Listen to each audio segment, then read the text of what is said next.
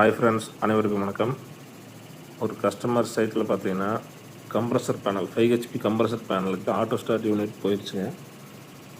அதுக்கு கஸ்டமர் பார்த்தீங்கன்னா லேட்டஸ்ட் டைப்பில் வந்து ஆம்ஸ் வோல்டேஜ் காட்டுற மாதிரி நமக்கு வந்து செட் பண்ணி கொடுங்க அப்படின்னாரு.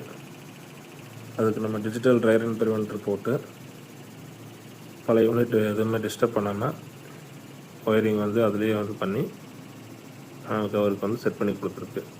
பாருங்கள், ஆம்ஸ் 4.8, ஆம்ஸ் 2, 6.2 2 சிட்டி வந்துடும் யூனிட்டில்.